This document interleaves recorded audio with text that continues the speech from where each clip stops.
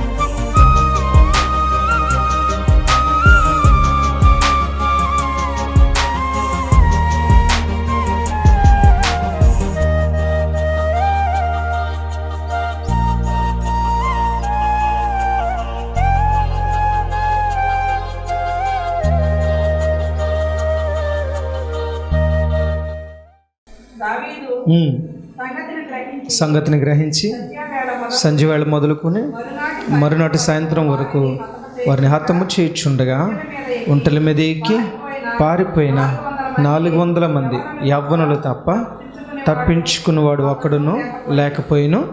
ఇలాగున దావీదు అమాలేకీయులు దోచుకుని పోయిన దాని అంతటిని తిరిగి తెచ్చుకొనెను.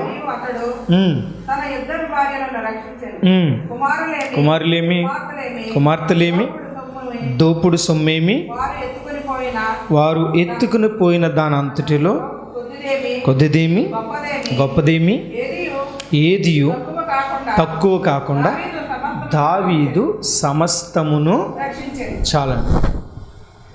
బాగా ఆలోచించండి. వాళ్ళు తాగేస్తున్నారు. దావీదు వెళ్ళాడు.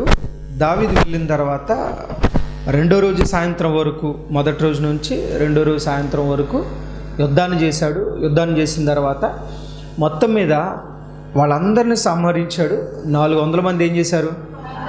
పారిపోయారు. పారిపోయి వాళ్ళు ఏమేమైతే అక్కడ నుంచి దోచుకొచ్చారో అవన్నీ అక్కడ వదిలేసి పారిపోయారు. అయితే ఇక్కడ ఏముందంటే దావీదు అమాలేకీయులు దోచుకుని పోయిన దాని అంతటినీ తిరిగి ఏం చేశాడంట? తెచ్చుకున్నాడు. ఏం చేశాడంట? అంటే ఎత్తుకుని పోయిన దాంట్లో కొద్దిదేమి గొప్పదేమి ఏదియూ తక్కువ కాలేదంట. ఏమీ తక్కువ కాకుండా అక్కడ ఏమనుందంటే సమస్తమును రక్షించెను అని ఉంది. ఏం రక్షించాడంట? అంటే కొద్దిగా రక్షించాడా? ఏమనుంది ఇక్కడ? అంటే అర్థం ఏంటి? సమస్తం అంటే మొత్తం, ఏది వదలకుండా. సమస్తము అనే పదంలో అన్నీ వస్తాయి, అన్నీ వస్తాయి. అయితే బాగా ఆలోచించండి. కోల్పోయాడు. కోల్పోయిన ఈ తరమడానికి ముందు కోల్పోయిన క్షణంలో ఏం జరిగింది అని అంటే, సర్వాన్ని కోల్పోయినప్పుడు ఒక రకమైన నిరాశలోనికి దావీదు వెళ్ళాడు. చుట్టూ ఉన్న ప్రజలు కూడా దావీదును వ్యతిరేకించారు. దావీదుని ఏం చేశారు? వ్యతిరేకించారు. ఎందుకు వ్యతిరేకించారు? దావీదు వల్ల అన్నీ పోయినాయి. ఇప్పుడు ఎవరు మరలా తిరిగి కాపాడారు? అక్కడ ఏముంది? ఇలాగున దావీదు అమాలేకీయులు దోచుకుపోయిన దానంతటిని తిరిగి ఏం చేశాడంట? తిరిగి తెచ్చుకున్నాడు. సమస్తాన్ని రక్షించాడు. అంటే ఏమీ కోల్పోకుండా సమస్తాన్ని ఎవరు రక్షించారు? దావీదు రక్షించాడు. ఇప్పుడు బాగా ఆలోచించండి. దావీదుతో ఎంతమంది వెళ్ళారు? అంతే కదా, 200 మంది అక్కడ ఆగారు. బెసోరు వాగు దగ్గర 400 మంది ఆయనతో వచ్చారు. అయితే ఇక్కడ యుద్ధం గురించి రాయబడినప్పుడు ఏముందంటే, దావీదు సంగతి గ్రహించి వారిని హతము చేసినట్లుగా రాయబడి ఉంది. అంటే ఇక్కడ ఎంతమంది హతం చేసినట్టు? కానీ ఇక్కడ దావీదు గురించే రాయబడి ఉంది. ఎందుకని? కూడా ఉన్న వాళ్ళు 400 మంది ఉన్నారు. కానీ 400 మందికి ధైర్యాన్ని ఇచ్చింది ఎవరు చెప్పండి? దావీదు. ఎందుకని? 400 మంది, అంతకుముందు 200 మంది, ఈ 600 మంది కలిసి దావీదునే లేపేద్దాం అనుకున్నారు. ఎవరిని? ఈ అధ్యాయం స్టార్టింగ్లో ఇది జరిగింది. ఎందుకు అంటే నిన్ను నమ్మొచ్చాం కదా, మా భార్యలను ఎత్తుకుపోయారు, మా పిల్లల్ని ఎత్తుకుపోయారు, నిన్ను నమ్మినందుకు మాకేం జరిగింది, మేము సమస్తాన్ని కోల్పోయాం కదా అని కోపం ఎవరి మీద వచ్చింది? దావీదు మీద వచ్చింది. అందుకనే దావీదునే చంపేద్దాం అనుకున్నారు. ఏం విసిరి? రాళ్ళు విసిరి. మరి ఇప్పుడు రక్షించాడు కదా, ఇప్పుడు ఏం చేయాలి? మీకు అర్థమైందా? రక్షించినప్పుడు అందరూ వస్తారు, కానీ అన్నీ పోయినప్పుడు ఎవరు రాలేదు సరి కదా, రాకపోయినా పర్వాలా, కాముగా ఉన్నా పర్వాలా, వాళ్ళు నిన్ను చంపేయాలిరా ముందు అన్నారు లేదా? అంటే మనుషుల తత్వం ఎలా ఉంటుందంటే, లాభం ఉందంటేనే వాళ్ళతో ఉంటాం, మనం నష్టం వచ్చిందంటే దరిదాపులకి వెళ్ళాం. ఇది ఎవరి నైజం? మానవుల నైజం. అంటే ఏంటి? మనకి వీళ్ళతో పర్లేదు అనుకుంటేనే ఫ్రెండ్షిప్ చేస్తాం కదా, అవునా కదా? ఇది మనుషుల లక్షణం. కానీ దావీదు అలాంటోడా? మరి మీ చావండ్రా అని వదిలేసాడా? ఆ బాధ్యతను అంతటినీ తన భుజ స్కంధాలపై వేసుకుని నేనున్నా అని 600 మందికి ఒక్కడి ధైర్యం నింపాడండి. 600 మందికి. వాస్తవానికి సంఖ్య ఎవరు ఎక్కువ ఉన్నారు? కాదు, నేను అన్నది అది కాదు. ఇప్పుడు నిరుత్సాహపడే వాళ్ళు ఎంతమంది ఉన్నారు? 600 మంది. ధైర్యం తెచ్చుకునే వాళ్ళు ఎంతమంది ఉన్నారు? ఒక్కడు. సహజంగా ఎవరి మాట గెలుస్తుంది? 600 మంది మాట గెలుస్తుంది. అంటే 600 మంది ఒక పక్కన నిరాశలో నిస్పృహలో ఉండి దావీదుతో రావడం వల్లే ఇది జరిగింది అని 600 మంది మాట్లాడుతున్నారు. పోనీ దావీదు పక్షాన్ని ఎవడైనా ఒకడు వచ్చి, రేయ్ ఏంట్రా ఎలా మాట్లాడతారు, దావీదు వల్ల లాభపడినప్పుడు అప్పుడేమన్నా మనం ఆయన్ని పైకెట్టి నెత్తి మీద పెట్టుకోలేదు కదా, ఆయనతో పాటు వచ్చాం, కష్టమో నష్టమో ఆయనతో పాటు ఉందాం, ఎందుకు మీరు రాళ్ళు తెస్తున్నారు అన్నవాడు ఒక్కడైనా ఉన్నాడా? ఒక్కడు లేడు. కానీ దావీదు ఒక్కడే నిరాశలో ఉన్న 600 మందికి ధైర్యం ఇచ్చాడని గట్టిగా చప్పట్లు కొట్టి దేవుడి నామాన్ని మహింపరుద్దామా? మనం ఎప్పుడు ఆ జాబితాలో ఉండాలా. 100 మంది నిరాశలో నిలబడినా సరే మనం ఒక్కళ్ళం ధైర్యంగా నిలబడగలిగితే 1000 మందికి ధైర్యాన్ని నింపగలం. మన ద్వారా ఎవరు ధైర్యాన్ని ఇస్తారు? ఎవరిస్తారు? దేవుడే ఇస్తాడు. సాధారణంగా ఇప్పుడు హోప్ ఏమన్నా ఉందా? వెనక్కి తెచ్చేసుకోవచ్చు అని ఏం లేదు కదా. కానీ మనం ముందు చెప్పుకున్నట్లుగా దావీదు ధైర్యం ఒక్కటే. ఎవరో? యెహోవాను బట్టి దావీదు ఏం తెచ్చుకున్నాడట? ధైర్యాన్ని తెచ్చుకున్నాడు. ఇప్పుడు ఈ రాత్రి మాటలు వింటున్నప్పుడు బాగా గుర్తుపెట్టుకోండి. ఇప్పుడు కింద ఒక మాట ఉంటుంది, ఒకసారి చదువుతారండి. 19వ వచనం ఒకసారి చదవండి.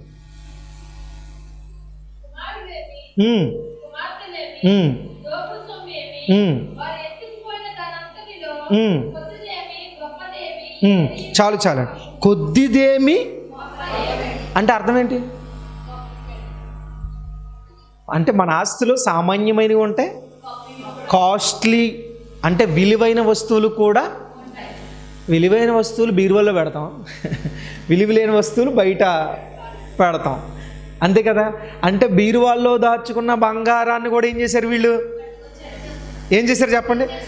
బహుశా నేను అనుకుంటాను ఈ బంగారం ఎత్తుకెళ్ళిపోయినందుకు బాధ వచ్చి ఉంటుంది వీళ్ళకి, కొంతమందికి. ఆ కట్లో డబ్బులు బంగారం అవన్నీ పట్టుకెళ్ళినందుకు కొంతమంది కోపం వచ్చి ఉంటుంది. కానీ ఒక్కడు కాకపోతే ఒక్కడైనా, అరే మన దేవుడిని నమ్ముకున్నాం కదా, ఎన్నోసార్లు దేవుడు ఆశ్చర్యకరమైన సహాయం చేశాడు కదా, ఇలాంటి నిరాశలో మనం ఏం చేద్దాం అనే ఆలోచన దావీదు గారిని అడుగుదాం అని ఒక్కడైనా అనుకున్నాడా? అనుకోలే. మీరు ఎప్పుడైనా చూడండి, లాభం వస్తే దేవుడు అంటారు, అవునా కదా, దేవుడు ఇచ్చాడండి అంటారు. నష్టం వస్తే దావీదు చేశాడు అంటారు. మీకు అర్థమైందా? లాభం వస్తే ఎవరండి? దేవుడు. నష్టం వస్తే మరి దావీదు ఏం చేయలేదా? ఇక్కడేముంది? దావీదు సమస్తమును. ఇప్పుడు దేవుడు ఎందుకని ఇలా రాయించాడు? దావీదు రక్షించినని, వాస్తవానికి రక్షించింది దేవుడే కదా, ఆశ్చర్యకరమైన సహాయం ఇచ్చింది దేవుడే కదా. కానీ ఇక్కడ నిలబడింది ఎవరు? దావీదు. అందుకే దేవుడు ఏమన్నా క్రెడిట్ 400 మందికి ఇవ్వాలా, దావీదు ఒక్కడే హతము చేసినట్లుగా ఇక్కడ రాయబడి ఉంది. దావీదు అతని జనులు కలిసి యుద్ధము చేసెను అని ఉందా? లేదు. ఏమనుంది ఒకసారి మళ్ళీ క్లియర్గా చదవండి. ఒకసారి 17వ వచనం స్పీడ్గా. దావీదు సంగతిని గ్రహించి సంధ్య వేళ మొదలుకొని మరునాటి సాయంత్రము వరకు వారిని హతము, చాలు. ఏమనుంది ఇక్కడ? వారిని దావీదు హతము చేయగా అని ఉంది. ఇప్పుడు వారిని అనేది బహువచనం, అంటే చాలామంది ఉన్నారు. మరి యుద్ధం కూడా చాలామంది ఉన్నారు కదా, ఉన్నారు లేదా? దావీదును అతని జనులను కలిసి అని రాయాలిగా, రాయలే. అంటే దేవునికి అది ఇష్టంలే.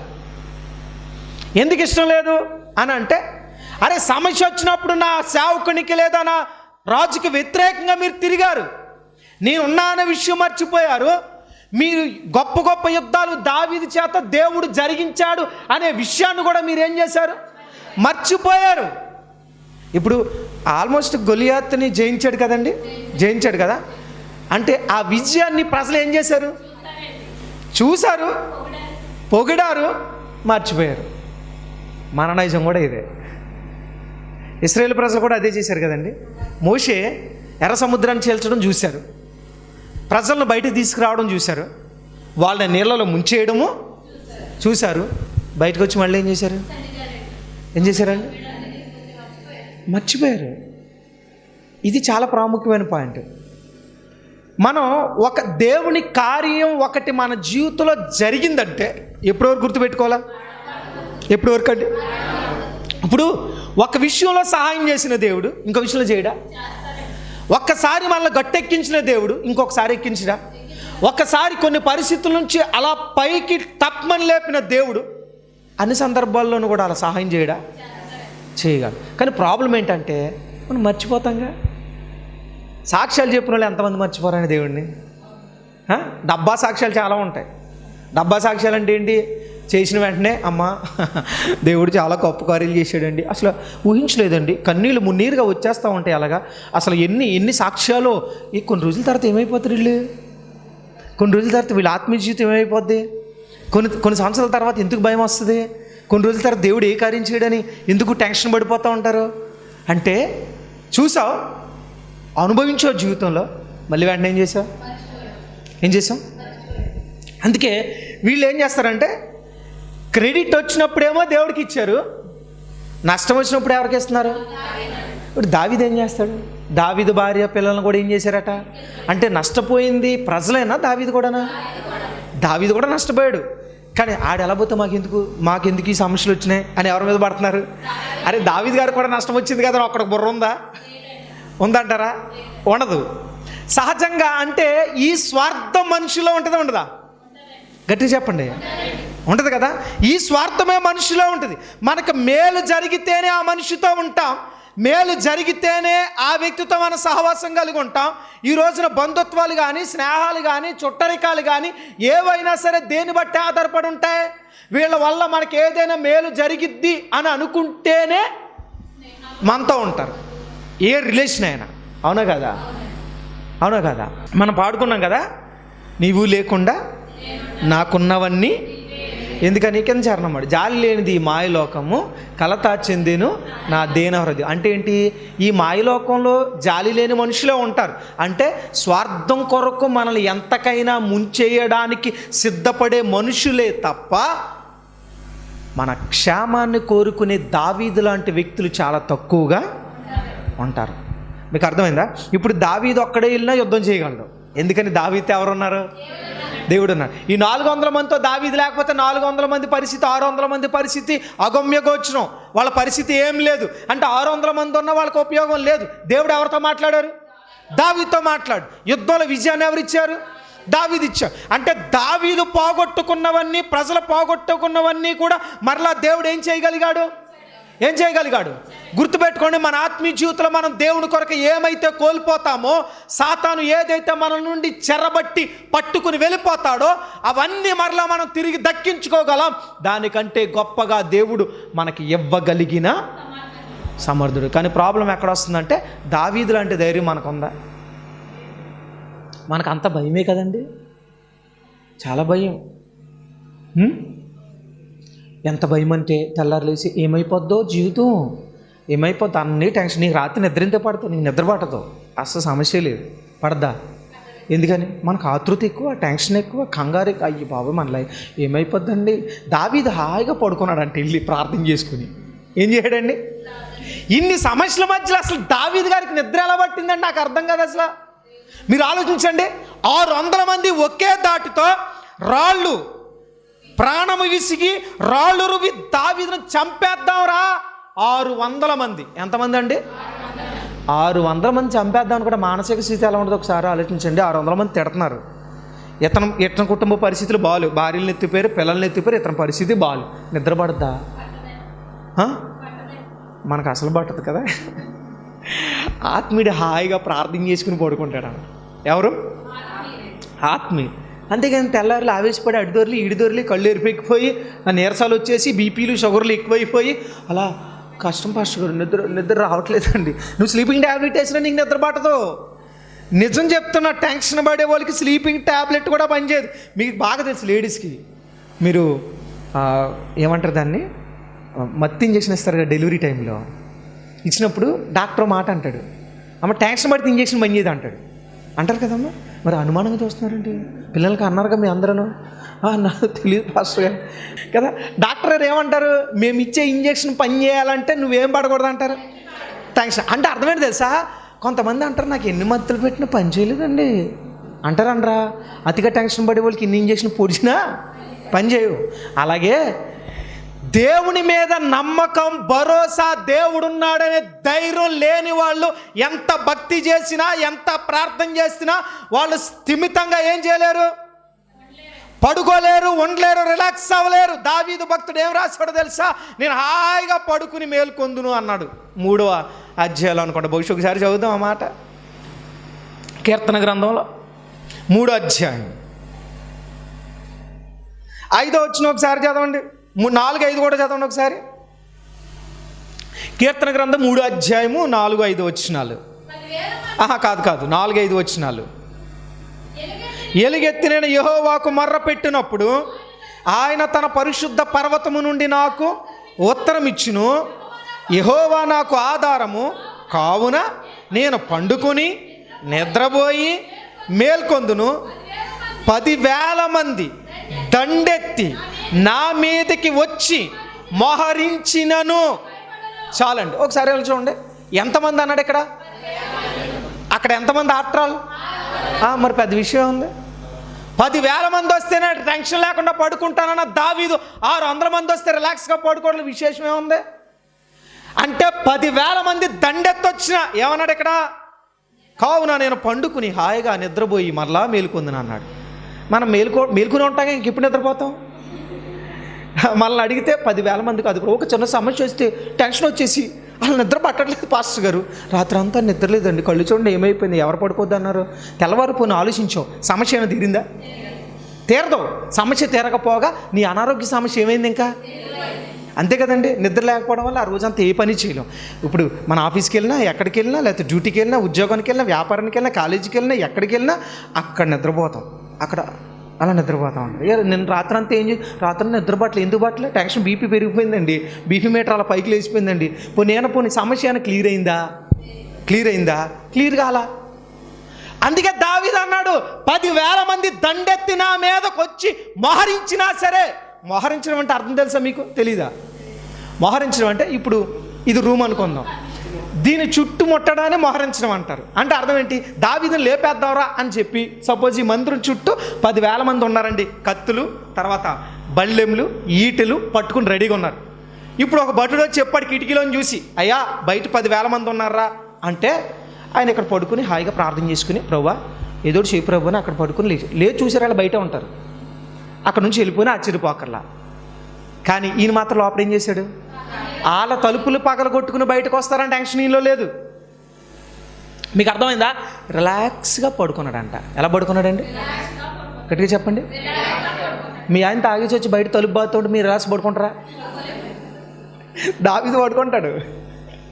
అంటే ఈ మాట ఎందుకు చెప్తున్నానంటే, అలాంటి భయంకరమైన ఆర్థిక సమస్యలు కానీ, అనారోగ్య సమస్యలు కానీ చుట్టుముడుతూ వస్తున్నప్పుడు టెన్షన్ రావడం సహజం. కానీ ఏమన్నాడు తెలుసా? ఎలుగెత్తి నేను యెహోవాకు మొరపెట్టినప్పుడు ఆయన తన పరిశుద్ధ పర్వతము నుండి నాకేమిస్తాడు? యెహోవా నాకు, అంటే నాకు ఆధారం ఎవరు? నాకు ఆధారం ఎవరు? యెహోవా నాకు ఆధారం. ఆయన నాకు ఆధారం ఉన్నప్పుడు నేను ఎందుకు టెన్షన్ పడాలా? టెన్షన్ పడాలి ఏమైనా సాధించగలనా? సాధించలేను, నా సమస్య నుంచి బయటకు రాలేను. సరిగదా మరింత సమస్యలో కూరుకుపోతా. మరింతగా ఏం చేస్తా చెప్పండి? మనం 600 జాబితానా, దావీదు జాబితానా? నిజం చెప్పండి, అబద్ధం ఆడుకున్నాం. ఆ గుంపులో స్పెషల్గా ఎందుకుంటాం పాస్టర్ గారు? ఈ గుంపులో ఉండే బ్యాచ్ ఉండడం వల్ల క్రైస్తవ్యానికి చెడ్డ పేరు వచ్చేది. ఎందుకని? మందిరానికి వచ్చేది మనమే, టెన్షన్ పడేది మనమే.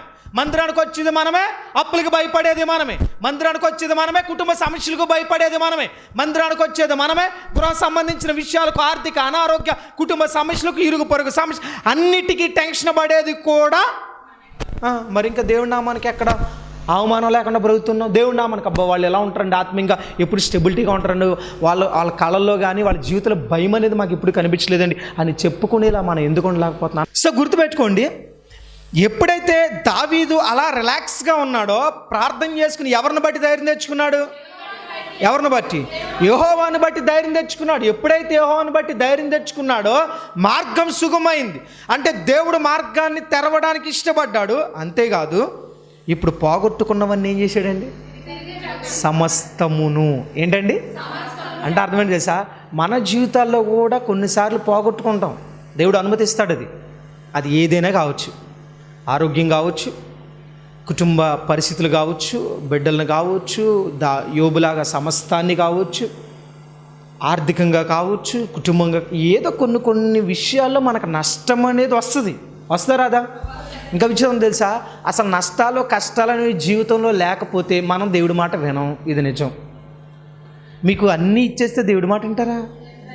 అసలు ఆరోగ్యం ఇచ్చేసి, ఐశ్వర్యం ఇచ్చేసి, బిడ్డలను సక్రమంగా వాళ్ళు మీ మాట వినేలాగా చేసి, వాళ్ళకి మంచిగా లైఫ్ సెటిల్ అయిపోయేలా చేస్తే మీరు ఎందుకు అంటారు మాట? మందిరాన్ని కూడా రారు అసలు. నిజమేది. ఈ రోజులో చాలామంది మందిరాల నిండా లేకపోతే రకరకాల ఏ డినామినేషన్లోనైనా లేకపోతే ఏ రిలీజియన్లోనైనా గుడుల నిండా నిండిపోతున్నారంటే కారణం భయమే. వా అని ఏ దేవుడిని నమ్మే వాళ్ళు ఆ దేవుడికి నమ్ముతారు, నమ్మరా? ఇప్పుడు యోనా గ్రంథంలో తుఫాన్ వచ్చింది. దేంట్లో? షిప్లో. వాళ్ళలో తుఫాన్ వచ్చింది. తుఫాన్ వచ్చినప్పుడు ఎవరి దేవుళ్ళకి వాళ్ళు ఏం చేస్తున్నారు అంటే యెహోవాకు చేసేవాళ్ళు యెహోవాకు చేస్తున్నారు, మిగతా దేవి దేవతలు చేసుకునే వాళ్ళు వాళ్ళకే చేస్తున్నారు. అంటే అందరిలో కామన్ పాయింట్ ఏంటి చెప్పండి? భయం. ఏం చెప్పండి? అందుకే గుళ్ళు నిండిపోతాయి, మసీదులు నిండిపోతాయి, చర్చిలు నిండిపోతాయి, కానీ దేవుడిపై విశ్వాసం మాత్రం సన్నగిలిపోద్ది. అంటే అర్థం ఏంటి? సమస్య వచ్చినప్పుడు మాత్రం మనకు దేవుళ్ళు గుర్తొస్తారు. అది ఏ రిలీజన్లోనైనా. అది తీరిపోగానే అందుకే మరి దేవుడు పెడతాడు. ఊరినే పెడతాడేంటి సమస్యలు? ప్రభు ఏమొద్దు ప్రభు, మందిరానికి ఎందుకు అన్నీ వచ్చేయాలండి, అన్నీ ఇస్తే నువ్వు మాట ఏమని తెలిసే కొన్ని ఆపుతాడు దేవుడు, కొన్ని సమస్యలు క్రియేట్ చేస్తాడు దేవుడు. కానీ విచిత్రం చెప్పనా, నువ్వు ఏదైతే కోల్పోతావో అవన్నీ మరలా రక్షించబడేలా, అవన్నీ మరలా నీకు వచ్చేలా ఎవరు చేస్తారు? అంటే ఆయన ఇచ్చే ఆనందం అంత గొప్పగా ఉంటుంది. కానీ ఇక్కడ బాధ కలిగించే అంశం ఏంటంటే మనుష్యుల నైజం. ఎవరి నైజం? అంటే వీళ్ళు 600 మంది సమస్య వచ్చినప్పుడు దావీదుని చంపేద్దాం అనుకుంటున్నారు. ఇప్పుడు బాగున్నప్పుడు దావీదు వెనకాల చేరారు. అన్నీ రక్షించేసరికి దావీదు గొప్పవాడు అంటలేదా? తర్వాత కింద వచ్చిన వాళ్ళకి మనం వెళ్తే దావీదు దగ్గరికి అందరూ వచ్చేసారు. ఆ బేసరు వాగు దగ్గర ఆగిన వాళ్ళు వీళ్ళు అందరూ కలిసి మనం ఇలా పంచుకుందాం అలా పంచుకుందాం అని అంటున్నారు వాళ్ళు. అంటే పంచుకోవడానికి రెడీ అయిపోయారు, కానీ కష్టంలో మాత్రం తోడుగా లేరు దావీదుకి. మీకు అర్థం? తోడుగా లేకపోయినా పర్వాలేదు, చంపేయడానికి రెడీ అయిపోయారు. ఏం చేయడానికి? చంపేయడానికి. మీరు బాగా వినండి, అన్నీ ఉంటే పంచుకోవడానికి అందరూ వస్తారు, అవునా కదా? ఇప్పుడు ఆస్తుపాస్తులు పంచుకోవడానికి తల్లి తండ్రి పచ్చగా ఉన్నప్పుడు ఏదో రకంగా ఈ రోజుల్లో తల్లిదండ్రులు ఏమన్నారు, ఏందో మా వెనకాల 1 ఎకరం పొలమో కొంత ఆస్తితో ఫిక్స్డ్ డిపాజిట్లో బాండ్లో ఏ ఒకటి లేకపోతే మా పిల్లలు చూడరండి అని చెప్పి కొంత ఆస్తిని ఏం చేసుకుంటున్నారు? ఎందుకంటే అది కూడా లేకపోతే ఇప్పుడు దేవుడి కృపను బట్టి పెన్షన్లు రావడం వల్ల చాలామంది ముసలోళ్ళు బ్రతుకుంటున్నారు పాపం, లేకపోతే ఎప్పుడో పోయి ఉండేవారు. నిజంగా ఆ పెన్షన్ వల్ల వీళ్ళు ఏ గవర్నమెంట్ వచ్చినా పర్లేదు, కానీ వాళ్ళ పోటీ పెన్షన్లు పెంచడం వల్ల నాకు తెలిసి 80% ముసలోళ్ళు బతుకుంటున్నారు. వాళ్ళని కంటికి రెప్పలా కాపాడుకుంటున్నారు. ఎందుకని? గోతికాడ నక్కల్లాగా ఉంటున్నారు 1వ తారీఖు కోసం. ఈ ఈ ఈ నెల 7,000 అంట. ఈ 7,000 దొబ్బేయడానికి పిల్లల దగ్గర పప్పలు ఎత్తుకుపోయే బ్యాచ్ చాలామంది ఉన్నారు. మనవలు, కొడుకులు, కూతుర్లు, ఎక్కడలేని ప్రేమ వలకబోసే బ్యాచ్ అందరూ కూడా కాకుల్లాగా వాలిపోయారు. ఇప్పుడు వాలిపోయి ఎప్పుడు లేని ప్రేమ 1వ తారీఖు వచ్చేస్తుంది. ఎందుకని 1వ తారీఖున ఏమొస్తుంది? నెక్స్ట్ మంత్ నుంచి 4,000 అంట. అరే ఆ ముసలోళ్ళు ఏదో పళ్ళు ఏతోటి తింటారు కదండి, ఆ 4,000 కూడా కక్కుర్తి దరిద్రుడికి. వాళ్ళకి వయసులో ఉన్నారు, కష్టపడద్దండి వాళ్ళు, కష్టపడద్దా? వయసులో ఉన్న వాళ్ళు పిల్లలు ఇంకా చేతనైతే తల్లికో తండ్రికో వాళ్ళకి కొంచెం ఇవ్వడానికి ఇష్టపడ. ఆ 4,000 కూడా కక్కుర్తేనా? వాళ్ళు ఏమైనా ఎంప్లాయీసా? ఇప్పుడు వాళ్ళు కొంతమంది ఉన్నారు, వాళ్ళ ఎంప్లాయీస్, రిటైర్డ్ ఎంప్లాయీస్ ఉంటారు, వాళ్ళకి 20,000, 30,000, 50,000, 70,000 వస్తుంది. వాళ్ళ దగ్గర తీసుకున్నట్టు ఒక రేజు ఈ 4,000 కూడా కక్కుర్తేనా? ఈ 4,000 కోసం రెడీ అయిపోతున్నారు. ఈ 4,000 కోసం ఆ రోజు ఫ్రూట్ సెట్కి వచ్చేవాడు ఒకడు, అమ్మ కాలు పట్టేవాడు ఒకడు, చాలామందిని చూస్తున్నామండి. చాలా విచిత్రమైన మనుషులు. అంటే అవసరం లేకపోతే అమ్మ కూడా భారమే, అవసరం లేకపోతే వృద్ధాప్యంలో ఉన్న తండ్రి కూడా భారం అనే సమాజంలో మనం బ్రతుకుతున్నాం. దావీదు దగ్గర అన్నీ బాగున్నప్పుడు దావీదుతో ఉంటే విజయం వస్తుంది అనిపించింది వీళ్ళకి. నష్టం వచ్చినప్పుడు రాళ్ళతో కొట్టి చంపేయడానికి రెడీ అయిపోయారు. మీకు అర్థమైందా? కొంతమంది పెన్షన్ ఇవ్వకపోతే కొడుతున్నారు తల్లిని కానీ తండ్రిని. దుర్మార్గులు కదండి వీళ్ళు, పుట్టగతులు ఉంటాయి అలాంటి వాళ్ళకి. ఈ యొక్క ఆధ్యాత్మిక కార్యక్రమంలో ఈ వాక్యం ద్వారా మీరు బలపడినట్లయితే ఈ కార్యక్రమాన్ని ప్రోత్సహించండి, బలపరచండి. అలాగే మీ సమస్యలు ఏమైనా తెలియచేయాలి అని ఆశపడితే ఈ స్క్రీన్పై స్క్రోల్ అవుతున్న నెంబర్లకు మీరు కాల్ చేయండి. అలాగే మీ ప్రార్థన అవసరాల కొరకు ప్రేయర్ చేయడానికి సేవకుడిగా నేను ఇప్పుడు సిద్ధంగా ఉన్నాను. అలాగే నా వర్తమానాలు మీ ప్రాంతాల్లో వినబడాలి అని ఆశపడితే ఎవరైనా సరే దైవ సేవకులు కానీ మరి ఎవరైనా ఈ స్క్రీన్పై కనబడుతున్న నెంబర్లకు మీరు కాల్ చేయొచ్చు అని ప్రభు పేరిట తెలియజేస్తున్నాను. అలాగే నా వర్తమానాలు మీరు ఇంకా వీక్షించాలి అని ఆశపడితే బ్రో ఎం శ్యామ్ అనే యూట్యూబ్ ఛానల్ ద్వారా కూడా నా వర్తమానాలు అనేకమైన యూట్యూబ్లో ఉన్నాయి కనుక వాటిని కూడా మీరు వీక్షించి ప్రభు యొక్క దీవెనలు పొందుకోవాలని, ఆధ్యాత్మికంగా బలపడాలని ప్రభు పక్షాన తెలియజేస్తున్నాను. ఈ దీన సేవకుడి కొరకు, ఈ దీన పరిచర్య కొరకు మీ యొక్క అనుదిన ప్రార్థనలో జ్ఞాపకం చేసుకోవాలని ప్రభు పేరిట మీ అందరినీ కూడా తెలియజేస్తున్నాం. God bless you, God bless you all. దేవుడు మిమ్మల్ని దీవించునుగాక. ఆమేన్. మా అడ్రస్ బేతేలు ప్రార్థనా మందిరం, ఇందిరా కాలనీ, జీడిపిక్కల ఫ్యాక్టరీ ఎదురుగా, దొండపూడి రోడ్, గోపాలపురం.